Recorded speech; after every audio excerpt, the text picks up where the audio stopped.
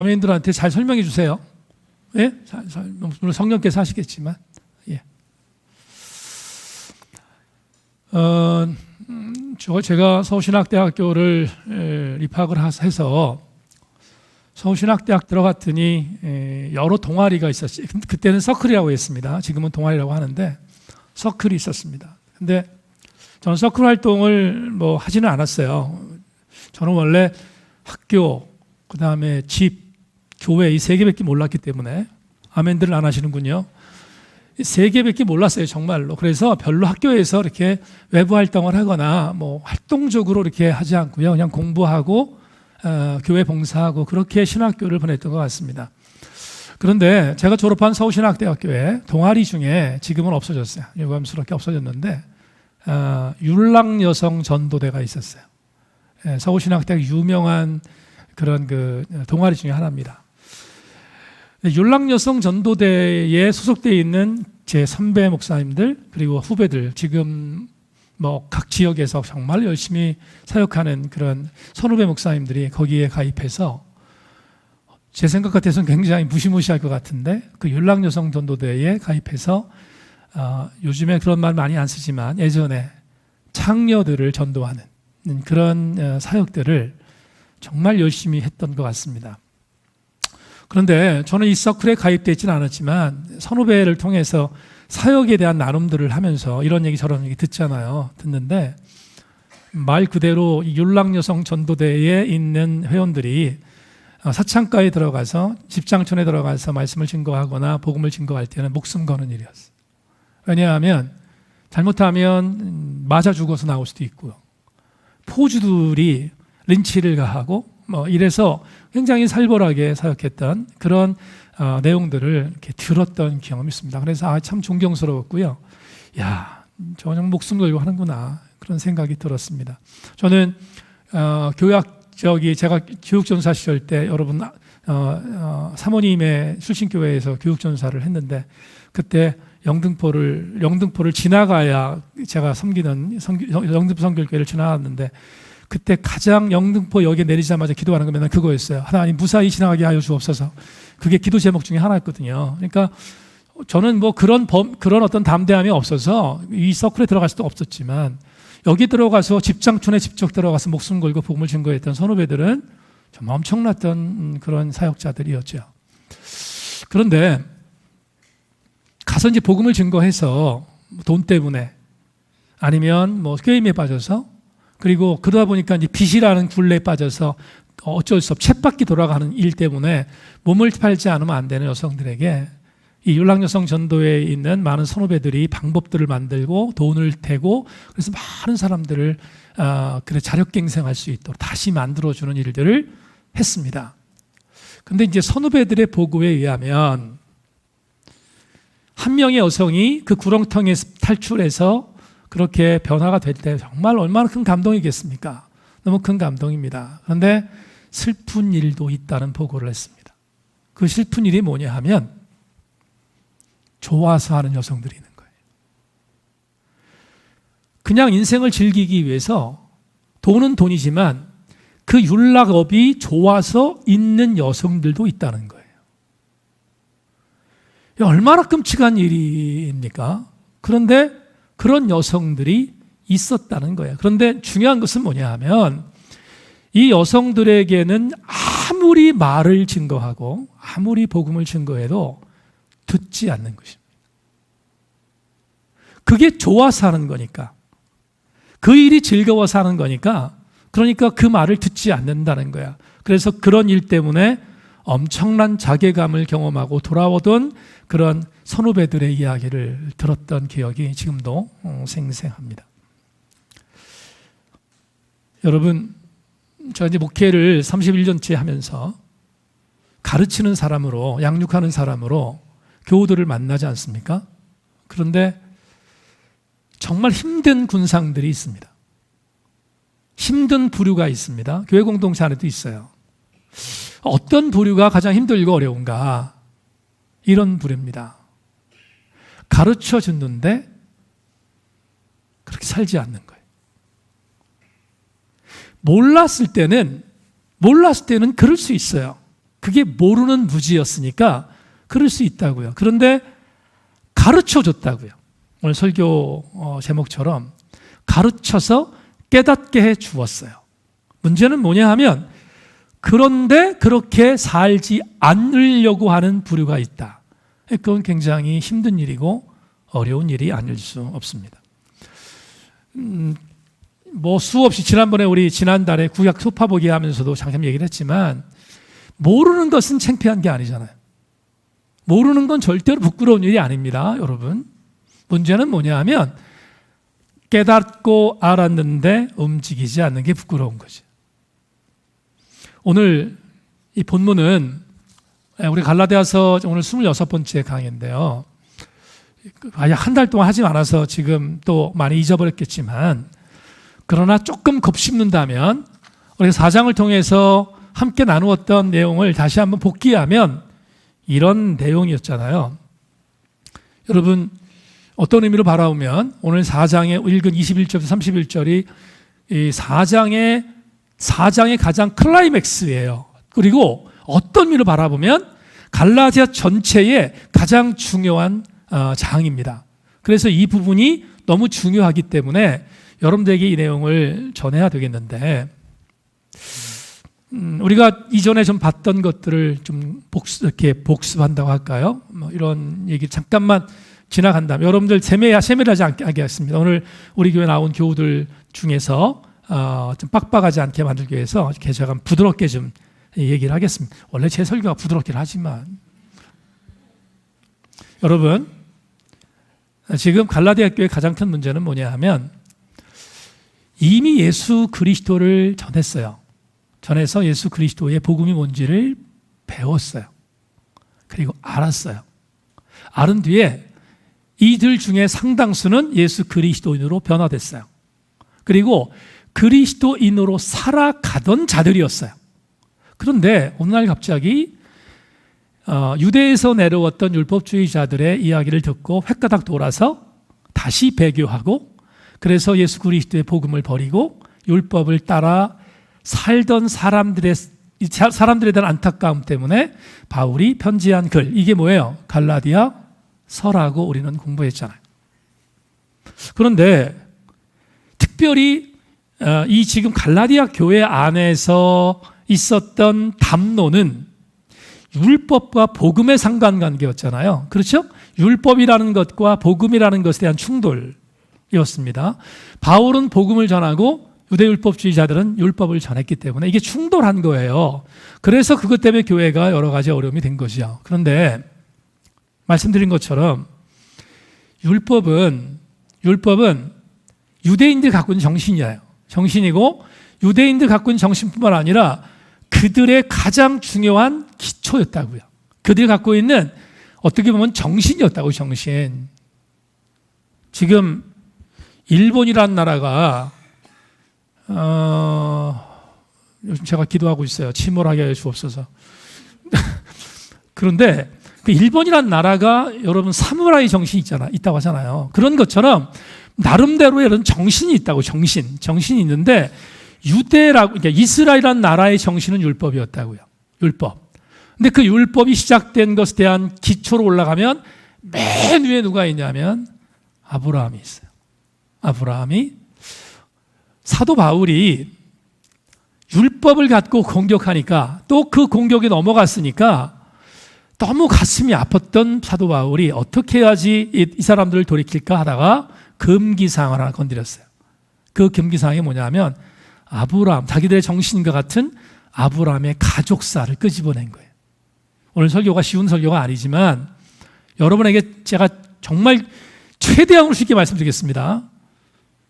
아브라함의 가족사를 끄집어냈어요. 믿음의 조상이었고 그리고 이스라엘 신앙 공동체의 정신이었던 아브라함의 가정을 끄집어내서 아브라함의 가족사를 통하여 율법과 복음을 비유해서 설명하는 거예요. 오늘 본문이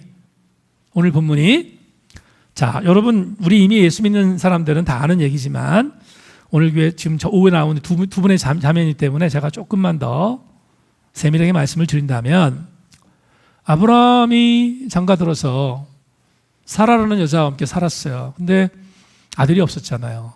아들이 없었는데 75세 되던 해에 하나님께서 아브라함에게 오셔서 아브라함아 너의 본토 친처의 집을 떠나서 내가 지시할 땅으로 가라 이렇게 명령을 하세요. 그래서 명령을 해서 떠나잖아요. 떠났고 그 떠난 아브라함의 아브라함의 가족을 통해서 하나님께서 이스라엘 신앙 공동체, 시족 공동체 혹은 족장 공동체를 만드셔서 이스라엘을 복주고 복주는 나라를 만들겠다. 이게 이제 이스라엘의 시작이라고 볼 수 있는데, 그런데 이 믿음의 조상이자 정신이었던 아브라함의 가족사는 이런 것이 있었습니다. 사라와 결혼했는데 아들이 없는 거예요. 없는 거니까 사라가 염려해서 자기는 이제 나이가 많이 들어서 생리가 끊어졌고 아들을 낳을 기운이 없는데, 그런데 당신이 내 몸종에게 들어가서 당신의 후계를 만들어야 되지 않겠느냐. 그리고 아내가 허락한 거예요. 요즘 같으면 말도 안 되는 거지만 그렇게 허락한 거예요. 그런데 주목할 게 하나 있습니다, 여러분. 명심할 게 있어요. 그 이야기를 사라가 할 때 아무것도 없던 상태에서 행한 것이 아니고요. 하나님께서 하나의 사인을 주셨다고요.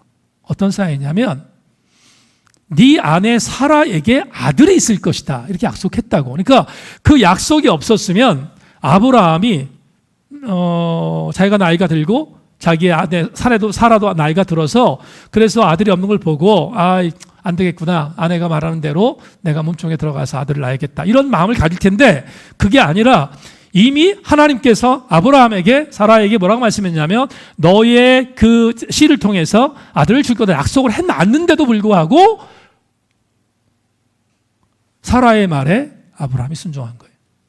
그러니까 아브라함의 신앙이 온전하지 못했다는 것이라고 볼 수 있죠. 어쨌든 간에 그래서 사라의 몸종이었던 하갈에게 들어가서 아들을 낳습니다. 그 아들의 이름을 우리는 이스마엘이라 이렇게 얘기를 했잖아요.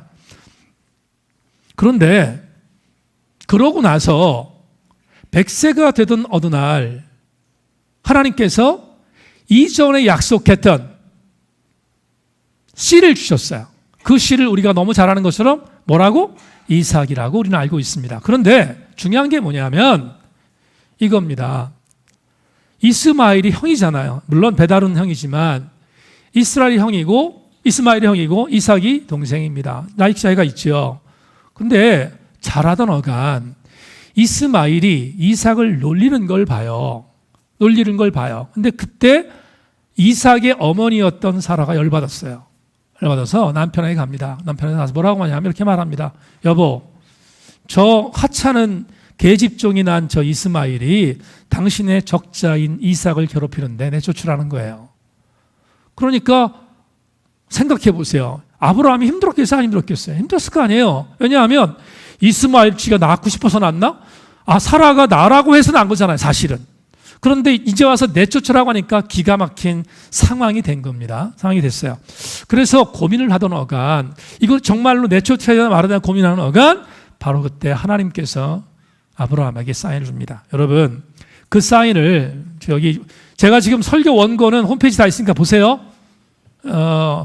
이거 원고를 통해서 하려면 좀 지루하니까 제가 지금 굉장히 쉽게 말씀드리려고 합니다. 그때 하나님께서 아브라함에게 나타나셔서 아브라함에게 당황하고 있는 아브라함에게 어떻게 할 것인가 하는 것을 알려준 것이 창세기 21장 12절에 있어요. 제가 읽겠습니다. 여러분 자막을 보시고요. 이렇게 말합니다. 하나님이 아브라함에게 이르시되 내 아이나 내 여종으로 말미암아 근심하지 말고 사라가 내게 이른 말을 다 들으라. 이삭에서 나는 자라야 내 씨라 부를 것임이라. 그러면 좀 아쉽긴 합니다. 이스마엘 입장에서 볼 때는. 그리고 하갈 입장에선 아쉽긴 합니다. 물론 제가 여기서 설교할 수는 없어요. 이스마엘과 하갈을 하나님이 내쫓으신 게 아니에요. 여러분 절대 내쫓으신 게 아닙니다. 나중에 어떤 날 한번 여러분 말씀드릴게요. 근데 중요한 건 하나님 뭘 허락하신 거냐면 하갈과 이스마엘을 내쫓으라는 것을 허락한 거예요. 허락한 거라고요. 그래서 내쫓았어요. 물론 그들을 하나님 버리시지 않고 다시 하갈의 그런 어떤 그 괴로움을 들으셔서 하나님이 그들의 족속을 다시 만드시는 부분을 허락하시지만 오늘은 다른 거 생각하지 말고 이거 생각합시다. 하나님께서 아브라함에게 하갈과 이스마엘을 내쫓는 것에 대하여 순종하라. 그것만 생각합시다. 그래 내쫓았어요. 그리고 이삭이 뭐가 됐냐면 이스마엘이 나갔으니까 이삭이 아브라함의 후계가 됐다 하는 것이 성경의 일반적인 해석입니다. 맞죠? 여기까지 다 알죠? 자, 그런데 오늘 이제 본문으로 돌아가야 되는데요. 갑자기 오늘 갈라디 4장에서 사도 바울이 이 아브라함의 가정사를 끄집어내요. 갈라디아 교회 성도들에게 가르치기 위해서. 그러면서 대단히 중요한 비유를 듭니다. 어떤 비유를 주냐면 이런 겁니다. 여러분, 오늘 성경을 다시 한번 보겠습니다. 자, 뭐를 보시냐면 22절 다시 보겠습니다. 22절을 봅니다. 여러분 자막을 보시고요. 기록된 바 아브라함에게 두 아들이 있으니 하나는 여종에게서 하나는 자유 있는 여자에게서 낳았다고 하였으며 여종에게서는 육체를 따라 낳았고 자유 있는 여자에게서는 약속을 받았느니라. 여기까지만. 아브라함에게 두 아들이 있어요. 누구? 이스마엘과 이삭입니다. 그런데 지금 바울이 무슨 비유를 하냐면 이런 비유를 합니다. 여종에게서 난 이스마엘은 육체에 따라 낳았다. 이렇게 말하고요. 그 다음에 아브라함의 본처였던 사라의 몸에서 난 둘째 아들은 약속에 따라 낳았다. 이렇게 말합니다. 그렇죠? 하나는 육체에 따라 낳고 하나는 약속에 따라 낳았다. 이렇게 해석을 합니다. 그러면서 24절 갑시다. 24절. 이것은 비유니 이 여자들은 두 언약이라. 하나는 신의 산으로부터 종을 낳은 자니 곧 하갈이고 25절 이 하갈은 아라비아에 있는 신의 산으로부터 지금 있는 예루살렘과 같은 곳이니 그가 그 자녀들과 더불어 종 노릇하고 26절 보세요.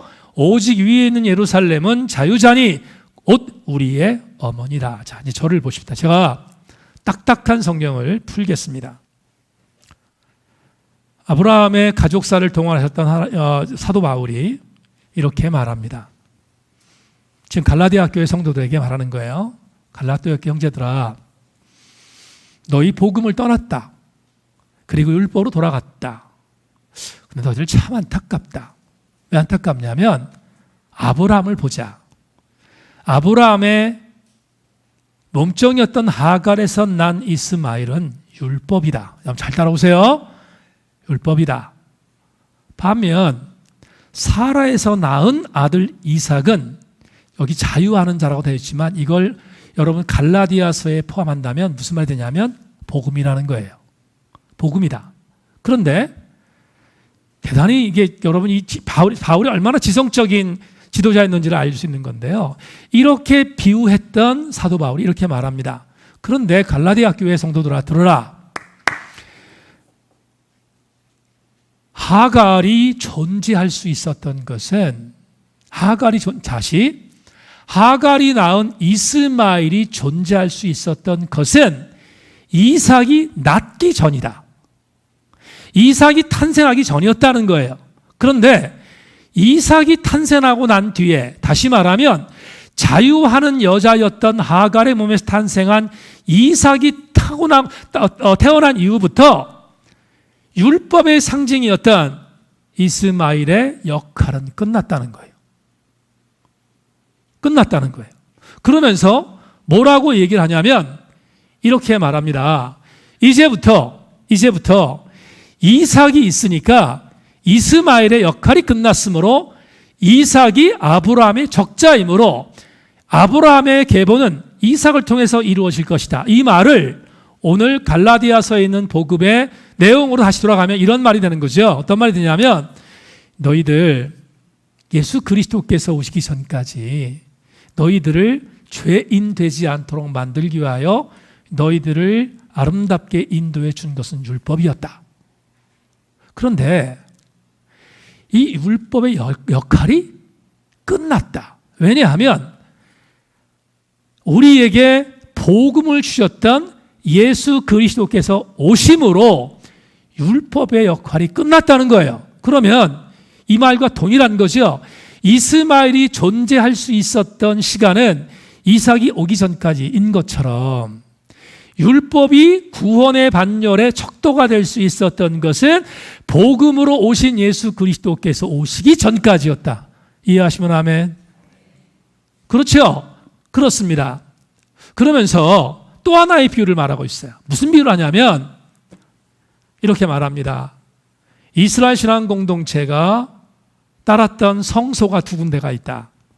하나는 시내산이요, 하나는 예루살렘이다. 그런데 오늘 본문에 있는 사도 바울의 말에 의하면 시내산에서 이스라엘 신앙 공동체가 모여 율법을 받고 율법을 받은 대로 살았던 한계는 어디까지냐? 예루살렘이 등장하기 전까지예요. 예루살렘이 등장한다는 말이 무슨 말이냐? 예루살렘은 예수 그리스도께서 오신 것을 상징해요. 그러면 다시 한번 강조합니다. 이제 굉장히 선명해집니다. 다시 한 번만 마지막으로 이스마엘이 존재할 수 있었던 시기는 이삭이 오기 전까지고 시내산이 활동할 수 있었던 것은 예루살렘이 등장하기 전까지다. 이게 사도 바울이 비유로 이야기한 내용이에요. 그러면 우리는 이런 교훈을 얻게 돼요. 이제 이 딱딱한 말씀에서 좀 벗어나서 이런 교훈이 우리들에게 임할 수 있습니다. 지금 갈라디아 교회를 돌아갑시다. 갈라디아 교회가 예루살렘에 거했어요. 누구 때문에? 사도 바울이 전했던 복음 때문에. 이해하셨죠? 예루살렘에 거했었어요.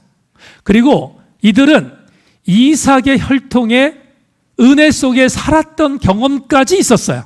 누구 때문에? 사도 바울이 전한 복음 때문에. 그런데 갑자기 유대에서 내려온 유대 율법주의자들이 할례를 주장하고 율법을 주장해서 그들에게 현혹돼서 그들에 넘어갔어요. 그러면 오늘 사도 바울이 이렇게 해석하는 거예요. 본문에서 이렇게 너희들이 예루살렘에 거했다. 그런데 어디로 다시 갔다는 거예요? 시내산으로 다시 갔고, 너희들이 지금 이삭의 아름다운 혈통의 은혜 속에 있었는데 그 은혜를 저버리고 다시 누구에게 갔다는 거예요? 이스마엘에게 갔다는 거죠. 이해하셨죠? 이런 어리석은 일이 어디 있냐는 거예요. 이런 기가 막힌 어리석은 일이 어디 있냐는 거예요. 그걸 지금 사도 바울이 오늘 갈라디아 교회 성도들에게 경고하면서 질타하며 율법 교사들에게 경종하고 있습니다. 그게 어디 나오냐면 여러분 29절에 보세요. 29절 오늘 본문 보세요. 그러나 그때 육체를 따라 난 자가 성령을 따라 난 자를 박해한 것이 이제도 그러하도다. 보세요. 육체에 따라 난 자가 성령을 따라 박해한다. 육체에 따라 난 자가 뭐예요? 율법을 받아들인 자들이고요. 성령을 따라 난 자는 예수 그리스도의 복음을 믿는 자잖아요. 그런데 사실은 반대여야 되잖아요. 성령으로 말미암아 따라 난 자들이 율법에 따라 난 자들을 경계하고, 그리고 복음에 따라 산 자들이 율법에 따라 난 자들을 회심시키는 것이, 그게 교회의 목적인데 오늘 29절에서 뭐라고 그래요? 반대가 됐구나. 이렇게 말씀하고 있어요. 그러면서 여러분 굉장히 중요한 직격탄을 날립니다. 자, 이게 이제 오늘 마지막 30절, 31절에 있어요. 자, 마지막으로 읽겠습니다. 30절. 그러나 성경이 무엇을 말하느냐? 여종과 그 아들을 내쫓으라. 여종의 아들이 자유 있는 여자의 아들과 더불어 유업을 얻지 못하리라 하였느니라. 그런즉 형제들아, 우리는 여종의 자녀가 아니요 자유 있는 여자의 자녀니라. 여기 대단히 중요한 과격한 단어가 나왔습니다. 무슨 단어가 보여요? 여러분, 복음을 버리고 율법을 택한 갈라디아 백성들에게 사도 바울이 이렇게 말합니다. 율법을 내쫓으라, 이렇게 말합니다. 이게 오늘 본문에 아브라함의 가계도를 들어서 해석한 대단히 중요한 율법과 복음과의 상관관계입니다. 저기까지 해석하고요. 그러면 이상의 해석을 통해서 오늘 21세기 언어로 저와 여러분들이 받아야 할 갈라디아서 26번째의 해석을 받겠습니다. 제가 설교의 서두에 율랑여성 전도대 이야기를 했습니다. 한번 깊이 생각해 보십시다. 갈라디아 교회 성도들은 율법에 거했거나 아니면 우상에 빠져 있었던 사람들이었습니다. 그런데 어느 날 사도 바울이 갈라디아에 와서 갈라디아 교회 성도들에게 복음을 증거했고 그들이 예수를 믿고 예수의 은혜 안에 거했습니다. 그런데 그들이 갑자기 변심하여 다시 율법으로 돌아갔다는 걸 전제하면서 이런 은혜를 좀 알아봤으면 좋겠습니다. 여러분, 저와 여러분들에게 있어서 가장 중요한 기회는, 그리고 저와 여러분에게 있어서 정말로 놓쳐서는 안 되는 것이 하나 있습니다. 그게 뭐냐 하면 이미 받은 바 은혜를 절대로 놓치면 안 돼요. 조금 더 깊이 들어갑시다. 저와 여러분들에게 오늘 낮에 말씀드렸던 것처럼 어머니 같은 은혜를 주셨던 하나님께서 아들 예수 그리스도를 보내주셔서 그분을 통하여 저와 여러분들을 구원해 주셨어요. 그러면 그 구원해 주신 그 하나님의 은혜를 받은 우리는 절대로 놓치면 안 되는 게 있어요. 뭐냐 하면 하나님이 그 주신 은혜를 잊어버리거나 이탈해서는 안 되는 거잖아. 그래서 안 되잖아요. 그런데 오늘 갈라디아 교회 성도들은 그 은혜를 잊어버리고 그 은혜의 자리를 뭐 한 거예요? 이탈한 거예요. 그러면 오늘 21세기 언어로 오늘 본문에 주시는 은혜를 우리의 언어로 받는다면 오늘 설교 제목과 똑같은 거예요. 사랑하는 여러분, 우리는 이렇게 살아야 합니다. 자막 보자. 자, 저 지금 문장으로 나와 있는 저 내용을 과소평가하면 안 돼요. 그리고 소홀히 여기면 안 돼요. 신앙이란 깨달았다면 깨달은 것을 향하여 바꾸는 삶이 신앙인 거예요. 깨닫지 못했을 때는 바꿀 수 없어. 그런데 깨달았다면 바꾸는 게 신앙이라 이 말이에요. 바꾸는 게. 여러분 사도행전 13장 23절을 보면 이런 말씀이 있어요. 제가 읽겠습니다. 하나님이 약속하신 대로 이 사람의 후손에서 이스라엘을 위하여 구주를 세우셨으니 곧 예수라. 이 구절이 아무것도 아닌 것처럼 보이지만 이 구절은 사도 바울이 1차 전도 여행을 통해 세웠던 갈라디아 교회에서 선포했던 엑기스예요. 그러니까 1차 전도 여행을 통해서 이 갈라디아라는 지방에 복음을 증거했는데 예수가 그리스도라는 것을 증거했다고요. 그래서 수많은 백성들이 돌아왔고 이것에 은혜 받고 교회를 세우고 회심하고 그리고 그리스도인이 되었다고요. 근데 오늘의 본문의 말씀에 의하면 보세요. 하나님이 약속하신 대로 이 사람이 우선해서 이스라엘 위하여 구주를 세우셨는데 그분이 예수다라는 은혜를 받았던 갈라디아 교회 성도들이 이 은혜에서 이탈했다는 거예요. 떠났다는 거예요. 이미 받은 은혜가 있는데 이 받은 은혜에서 떠났다는 거예요. 배교했다는 거예요. 이 기가 막힌 일이 벌어진 것에 대하여 사도 바울은 안타까워하며 오늘 본문에서 배웠으면 다시 돌아오라는 거잖아요. 지금.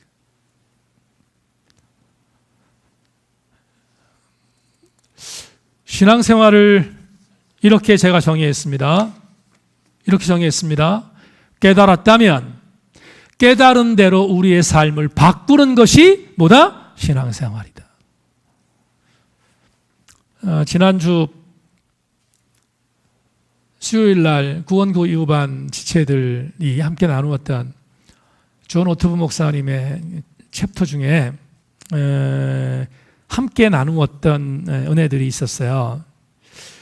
거기 어떤 얘기가 나오냐면 이런 게 나와요. 뭐가 나오냐면 하나님의 말씀을 많은 사람들이 들었다는 거예요. 그리고 말씀만 듣습니까? 교육을 통해서 양육을 통해서 엄청나게 들었어요. 엄청나게 들었어요. 그런데 오트브 목사님이 그 얘기를 질문해요. 그렇게 들었는데 당신은 지금 그 예수와 어떤 관계입니까?를 물어요. 여러분 그날 구원 그 이후반 팀들하고 6명의 지체들과 함께 사역을 나누면서 제가 이렇게 물었어요. 그 중에는 16년간 저와 함께 있었던 지체도 있고요. 5년 동안 저와 함께 있었던 지체도 있고요. 3년 동안 저와 함께 지체도 있었어요. 물었어요. 16년 동안 이강동 목사의 설교를 들었고 배웠다.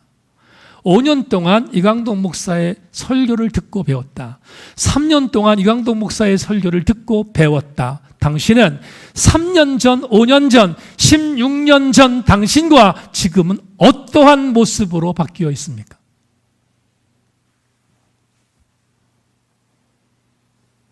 지체 한 명이 이런 얘기했습니다. 목사님, 요 근래는 이전에는 그런 걸 잘 못 느꼈는데 근래 이걸 느낀대요. 그분은 약 5년 전에 저를 만난 분인데 이런 걸 느낀대요. 아, 내가 죄인이구나. 그렇고 내가 죄인이기 때문에 나는 죄인으로서 내가 이렇게 지금 하나님 앞에 올곧게 살지 못하는 부분들을 깨달았구나. 그렇게 느낀다는 거예요. 느낀다고 얘기를 해요. 그러면서 하는 얘기가 예전에는 그걸 못 느꼈는데 그걸 느끼고 있어요. 이렇게 얘기를 하는데 제가 이렇게 질문하고 싶었어요. So what? 그게 어쨌다는 거냐?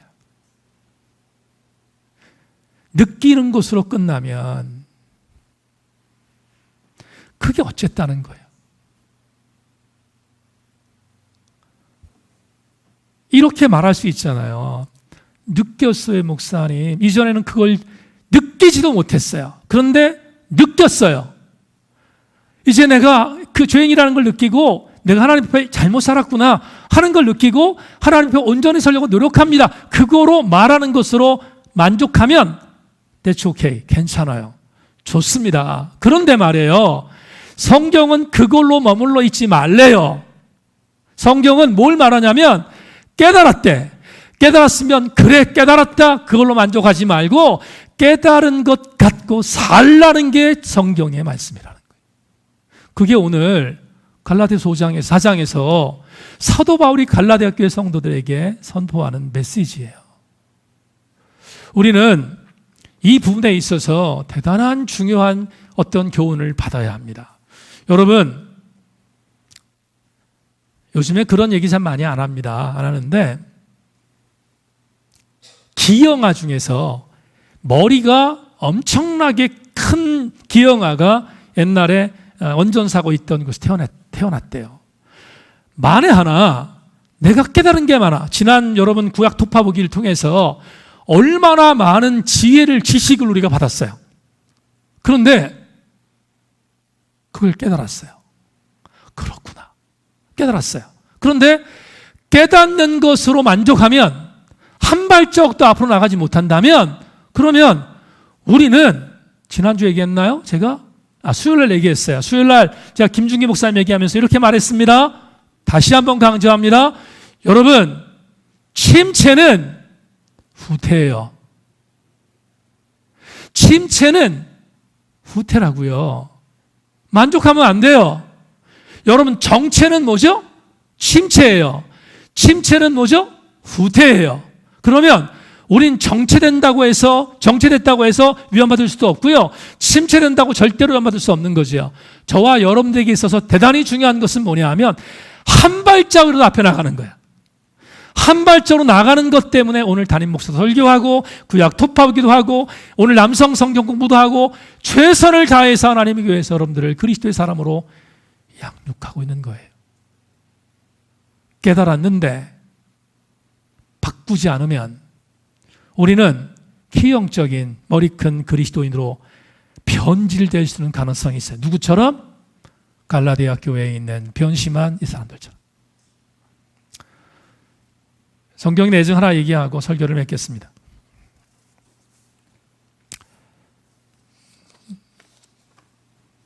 입다라는 사사가 있어요. 근데 입다가 사사로 부름받았습니다. 부름받았는데 이 입다를 하나님께서 부르셔서 사사로 부르신 이유는 뭐냐면 당시에 암몬이라고 하는 족속에게 이스라엘이 고통당하고 있는 것을 해방시키라는 거예요. 그래서 입다가 하나님의 그런 은혜로 그렇게 해서 사사로 부름받습니다. 그런 뒤에 싸워서 이겨요. 싸워서 이깁니다. 그런데 성경이 뭐라고 말하고 있는가 하면 이렇게 말합니다. 입다가 암몬에게 가서 싸워서 이길 수 있었던 이유, 그 이유는 하나예요. 딱 하나입니다. 그리고 이 입다라는 사사 자체가 사사가 될 수 있었던 이유가 동일해요. 그게 뭐냐면 이겁니다. 야훼의 영이 그에게 임하였다. 이게 나와요. 그러니까 여호와의 영이 입다에게 임했다. 그리고 여호와의 영이 입다에게 임했으므로 암몬과의 싸움에서 이겼다. 이게 여러분 사사기에 나옵니다. 그런데 이겨요. 하나님이 은혜를 주셔서 이겨요. 근데 여러분, 암몬과 싸워서 이겼다는 것은 단순히 암몬 족속과 싸워서 이긴 게 아니고요.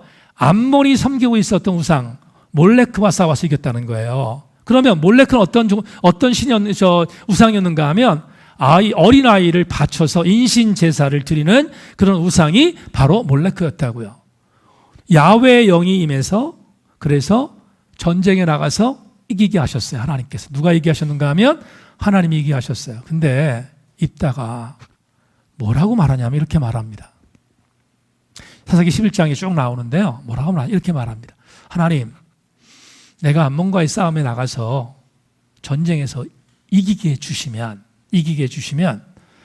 내가 고향에 돌아갔을 때 첫 번째로 나를 춤추게 만든 사람을 하나님께 드리겠습니다. 전쟁에서 이겼네? 들어갔네? 무남동녀 외딸이 춤추고 나옵니다. 기가 막힌 일이 벌어졌습니다. 성경을 잘 보세요. 네가 나를 참담하게 만드는구나. 이게 무슨 말이죠? 여러분, 입다가 자기의 딸이 나오는 것을 보고 참담했지만 죽였다는 거잖아요. 또 한 가지, 이 무남동녀도 말합니다. 아버지, 지금 당장 죽이지 말고요. 시집가지 못한 처녀들을 위해서 애곡하는 기간을 주신 뒤에 그 다음에 저를 죽이세요. 무슨 말이냐면 이 딸도 지금 아버지가 자기를 죽이는 것에 대해서 뭐 하는 거예요? 허락한 거잖아요. 그러면 이게 얼마나 엄청난 아이러니입니까? 인신 제사를 드리는 우상과 싸워서 이겼는데 그 이기게 하신 하나님 앞에 인신 제사를 드렸다는 게 말이 돼요? 말이 안 되잖아.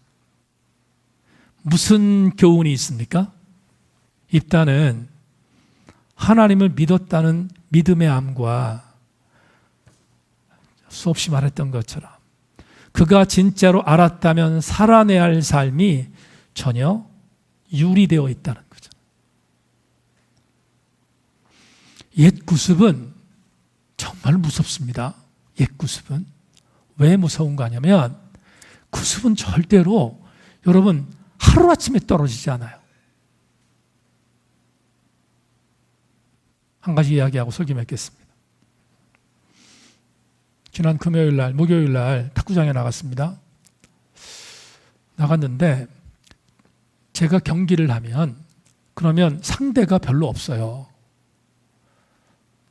진짜 없다니까. 상대가 별로 없어요. 근데 유일한 상대는 뭐냐 하면 일부에 해당되는 선수급 회원들이에요. 제가 나가는 탁구장에 3명이 있어요. 근데 2명은 정복했어. 2명은 상대가 안 돼요, 이제 저한테도. 얼마나 기고만장해요, 제가. 근데 그날따라 제가 정복하지 못한 인간이 나왔네. 그래서 그 인간하고 붙었어요. 붙었는데 이기겠다는 욕심으로 죽기 살기로 싸웠어요. 그러다가 이 친구가 얼만큼 잘 치냐면 이쪽으로 줬다가 이쪽으로 주고 이쪽으로 줬다가 이쪽으로 주고 이거를 너무 잘해요. 근데 나는 씩씩대로 따라다니잖아. 근데 이쪽에 줬다가 이쪽으로 줬는데 내 딴에는 그걸 받아치려고 이쪽으로 확 돌아서 드라이브로 확 돌리는데 다리가 꺾였어. 결과 인대는 찢어지고 그리고 오른쪽 발목에 등뼈가 조각났어요. 내가 뭘 깨달았는지 아세요? 욕심내지 말자. 깨달았습니다. 여러분 우스갯소리 했는데요. 일부만 있는 게 아니고요. 가면 막 시작한 후기에 제가 3부거든요. 3부인데 밑에 있는 부수들이 굉장히 많아요. 3부 그러니까 여러분 별로 감동이 없는 것 같죠? 보통 한 부수가 올라가려면 어떤 경우는 1년 걸릴 때가 있어요. 1년. 근데 어떤 경우에는 끝까지 못 갈 때도 있어요.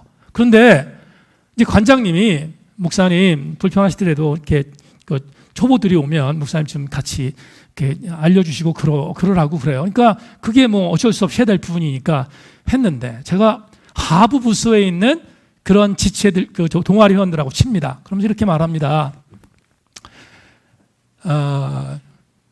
이렇게 치면 안 되고 이렇게 쳐야 돼요. 그리고 이런 모션으로 쳐야 됩니다. 얼마나 많이 얘기하겠어요. 제가 많이 얘기합니다. 그러면 잘 들어요. 더군다나 목사가 얘기하니까 아무리 탁구장이라도 권위가 있잖아. 그러니까 이제 잘 들어요. 잘 듣는데 그런데 참 놀라운 일이 뭐냐면 제가 가르친 것을 정말로 유념해서 그래서 그걸 바뀌는 데 걸리는 시간이 6개월 걸려요. 여러분 한 주간 가르쳐주고 한 주간을 제가 쉬었다가 가르쳐주면 똑같은 예습강으로 돌아갑니다. 그게 탁구의 구습이에요. 오늘 오후에 나오신 여러분, 배운 것을 배운 대로 바꾸는 것은 절대로 쉬운 일이 아닙니다. 그러나 우리 교우들에게 권고하고 싶은 것이 있습니다. 우리는 바꿀 수 있습니다. 왜냐하면 내가 바꾸는 게 아니라 성령이 바꿔주시기 때문입니다. 성령이 바꿔주셨다면 한 가지 결단합시다. 여러분 알게 하셨고 깨닫게 하셨고 그것을 나의 삶의 영적인 지침으로 주님이 알려주셨다면 이제는 바꾸는 데 전심합시다. 최선을 다해서 바꿀 때 하나님은 여러분들을 들어 또 쓰시는 하나님의 은혜의 주인공들로 만드실 줄로 믿고 이 은혜가 우리 모든 교우들에게 있기를 주님의 이름으로 축원합니다. 하나님 감사합니다. 오늘 주의 은혜